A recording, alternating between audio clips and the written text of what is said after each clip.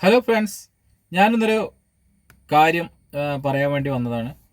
എന്താണെന്ന് വെച്ചാൽ നമ്മുടെ റോട്ടിൽ നമ്മൾ ഒരുപാട് വരകൾ കണ്ടിട്ടുണ്ടാവും. മഞ്ഞ കളറിൽ അതുമാതിരി കട്ട് കട്ടായിട്ടുള്ള വരകൾ, സ്ട്രെയിറ്റ് ആയിട്ടുള്ള വരകൾ കണ്ടിട്ടുണ്ടാവും. അങ്ങനെ ഒരുപാട് വരകൾ, സിഗ്നലിനെ സംബന്ധിച്ച് ഒരുപാട് വരകൾ കണ്ടിട്ടുണ്ടാവും. അപ്പോൾ അതിലൊരു വരയെ പറ്റിയിട്ടാണ് പറയാൻ വേണ്ടി വന്നതാണ്. ആ വര ഏതാണെന്ന് വെച്ചാൽ നമ്മുടെ റോഡിൻ്റെ ഒരു സൈഡിൽ നിന്നും മറ്റേ സൈഡിലേക്ക് നീളത്തിൽ കുറേ വരകൾ കൊടുത്തിട്ടുണ്ടാവും. അതിനെ സീബ്ര ലൈൻ എന്ന് പറയും, അല്ലെങ്കിൽ പെഡസ്ട്രിയൻ ക്രോസ് എന്ന് പറയും.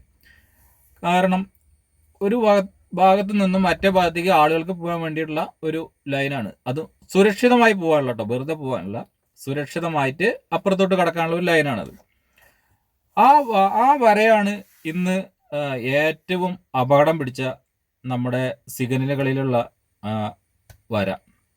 കാരണം എന്താണെന്ന് വെച്ചാൽ, ഒരു മനുഷ്യൻ ഒരു അപകടമില്ലാതെ സുരക്ഷിതമായിട്ട് മറുവശത്തേക്ക് കടക്കാൻ വേണ്ടിയിട്ടാണ് ഈ വര ഉണ്ടാക്കിയിരിക്കുന്നത്.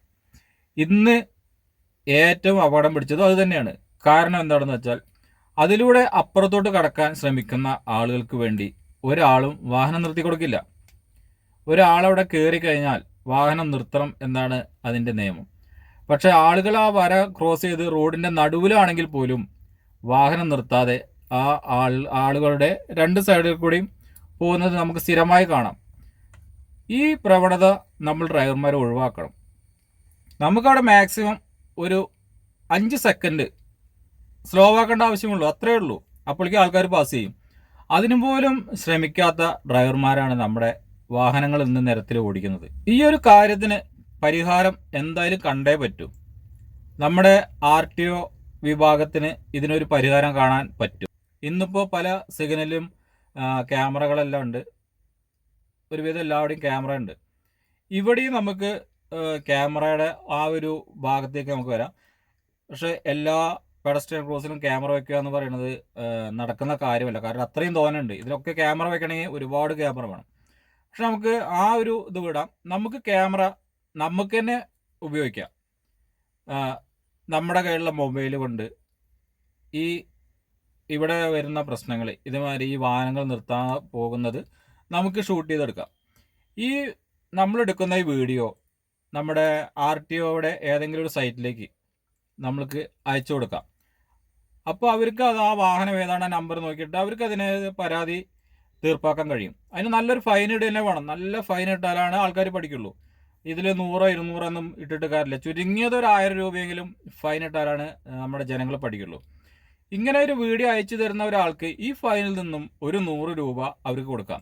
അപ്പോൾ നമുക്ക് ഈ വീഡിയോ എടുക്കുന്നവർക്കും ഒരു മനസ്സിനൊരു സമാധാനം ഉണ്ടാവും. കാരണം എന്താ വെച്ചാൽ ഒന്ന് അയച്ചു കൊടുത്താൽ നമുക്കൊരു 100 രൂപ കിട്ടും. അപ്പോൾ അതിനു വേണ്ടി മെനങ്ങി ആൾക്കാർ ഇറങ്ങുകയും ചെയ്യും. അങ്ങനെ ആകുമ്പോൾ അവിടെ ഒരു ഡ്രൈവർക്ക് മനസ്സിലാവും, ഞാനിവിടെ വണ്ടി നിർത്തിയിട്ടില്ലെങ്കിൽ ആരെങ്കിലും ഇതെടുത്ത് പോസ്റ്റ് ചെയ്യും, അവർക്ക് അയച്ചു കൊടുക്കും, എൻ്റെ കാശ് പോവും. അങ്ങനെ സിസ്റ്റം വന്നാൽ കുറേ ഇതിനൊരു മാറ്റം വരും. ഈ ഒരു സിസ്റ്റം വരികയാണെങ്കിൽ നമ്മുടെ ഒരുപാട് യുവാക്കൾക്ക് അതൊരു നല്ല ഉപകാരമായി തീരും. പഠിക്കുന്ന അവർക്ക് കോളേജിൽ പോകുന്ന പിള്ളേർക്കൊക്കെ ഇതിങ്ങനത്തെ വീഡിയോകളെടുത്ത് സൈറ്റിലിട്ട് നമുക്ക് കുറച്ച് കാശ് ഉണ്ടാക്കാൻ പറ്റും. ഒരു മാസം ചുരുങ്ങിയത് കുറച്ച് ഒരു 1000 രൂപയെങ്കിലും സുഖമായിട്ട് ഉണ്ടാക്കാൻ പറ്റും. അപ്പോൾ നിങ്ങളുടെ അത്യാവശ്യ ചിലവുകൾക്കെല്ലാം വീട്ടുകാരെ ആശ്രയിക്കേണ്ടില്ല. ഈ കാശ് നിങ്ങൾക്ക് എടുക്കാൻ പറ്റും. അപ്പോൾ ബഹുമാനപ്പെട്ട നമ്മുടെ ഗണേശേട്ടൻ ഗതാഗത മന്ത്രി ഇതൊക്കെ ഒന്ന് ശ്രദ്ധിക്കുക. ഇങ്ങനെയുള്ള കാര്യങ്ങളൊക്കെ ചെയ്താൽ വളരെയധികം ഉപകാരമാവും. അതുപോലെ തന്നെ നമ്മുടെ സർക്കാരിന് ഒരു വരുമാനം ഇതൊന്ന് കിട്ടുമല്ലോ. ഫൈൻ അടയ്ക്കുമ്പോൾ നല്ലൊരു വരുമാനം സർക്കാരിന് കിട്ടും. അപ്പോൾ ഇത് നല്ലൊരു പരിപാടിയാണ്. അപ്പോൾ ഇത് പ്രാബല്യത്തിൽ വരികയാണെങ്കിൽ എല്ലാവർക്കും കാര്യമാവും, ഡ്രൈവർമാരൊക്കെ നന്നാവും. പല പെഡസ്ട്രിയൻ ക്രോസിലും കണ്ടിട്ട് കുട്ടികൾ, നമ്മുടെ വിദ്യാർത്ഥികളടക്കം ക്രോസ് ചെയ്യുമ്പോൾ ആളുകൾ വാഹനം നിർത്താതെ പോകുന്ന കാണാറുണ്ട്. ഞാൻ കുറച്ച് വീഡിയോ അപ്പോൾ അത് കഴിഞ്ഞിട്ട് ഇടാം, നിങ്ങളൊന്ന് കണ്ടു നോക്കൂ. വാഹനം ഓടിക്കുന്നവരുടെ വിചാരം അവരുടെ അവകാശമാണ് ഈ റോഡ്, അവരുടെയാണ്, അവർക്ക് യാത്ര ചെയ്യാൻ വേണ്ടിയിട്ടുള്ള മാത്രമാണെന്നൊരു വിചാരമുണ്ട്. പക്ഷേ കാൽനട യാത്രക്കാർക്കും അവകാശപ്പെട്ടതാണ് ഈ റോഡ്. അപ്പോൾ അവർക്കും നമ്മൾ എന്തായാലും പരിഗണന കൊടുത്തേ പറ്റൂ. അതുകൊണ്ട് എല്ലാവരും ശ്രദ്ധിക്കുക. കുട്ടികളൊക്കെ റോഡിൽ ഒരുപാടുണ്ടാവും. അപ്പോൾ എല്ലാവരും ഒന്ന് ശ്രദ്ധിക്കുക. ഇപ്പോൾ നമ്മുടെ സ്കൂളൊക്കെ തുറന്ന സമയമല്ലേ, സ്കൂളൊക്കെ വിടുന്ന സമയത്ത് അതേമാതിരി രാവിലെ വിദ്യാർത്ഥികളൊക്കെ വരുന്ന സമയമാണ്. അവർ റോഡ് ക്രോസ് ചെയ്യും. അവർ ചിലപ്പോൾ അവരെ കൂട്ടുകാർ അപ്പുറത്തുണ്ടാവും, അവരെ കാണുമ്പോൾ പെട്ടെന്ന് ഓടും. അവർക്ക് ഈ അപകടത്തെക്കുറിച്ചൊന്നും ചിന്തിക്കാൻ അവർക്ക് ആയിട്ടില്ല. അവരെ മനസ്സിൽ തോന്നണം അവർ അങ്ങോട്ട് പോകണം, കൂട്ടുകാരൻ്റെ അടുത്ത് പോകണം, അവർ വേഗം പെട്ടെന്ന് ക്രോസ് ചെയ്യും. അപ്പോൾ നമ്മൾ ശ്രദ്ധിക്കുക, ഒരു കുട്ടിയെ കണ്ട റോഡിലേക്ക് നോക്കി നിൽക്കുന്ന ഒരു കുട്ടിയെ കണ്ട നമ്മൾ ശ്രദ്ധിക്കുക, അല്ലെങ്കിൽ കുറച്ച് കുട്ടികൾ പോകുന്നത് കണ്ട നമ്മൾ ശ്രദ്ധിക്കുക. അവരിൽ ആരാണ് എപ്പോഴാണ് റോഡിലേക്ക് കയറുകയെന്ന് അറിയില്ല. അപ്പോൾ നമ്മൾ നല്ല ശ്രദ്ധിച്ച് ഇവരെ എപ്പോഴും നമ്മൾ വാച്ച് ചെയ്തുകൊണ്ട് വണ്ടി ഓടിക്കുക. നമ്മളൊരു വഴിക്കുമ്പോൾ ഒരു 10 ആളെ നമ്മൾ കണ്ടു എന്ന് വിചാരിച്ചാൽ നമ്മൾ നോക്കണം 11ാമത്തെ ഒരാൾ എവിടെ, അല്ലെങ്കിൽ അത് എപ്പോഴാണ് നമ്മുടെ മുന്നിലേക്ക് വരിക എന്നറിയില്ല. അത് നമ്മൾ ശരിക്കും ശ്രദ്ധിക്കണം. അപ്പോൾ എല്ലാവരും ഒന്ന് ശ്രദ്ധിച്ച് വണ്ടി ഓടിക്കുക. അപ്പോൾ ഈ കാര്യങ്ങളൊക്കെ ശ്രദ്ധിക്കുകയാണെങ്കിൽ നമുക്ക് അപകടങ്ങൾ കുറേ കുറയ്ക്കാം. ഓക്കെ.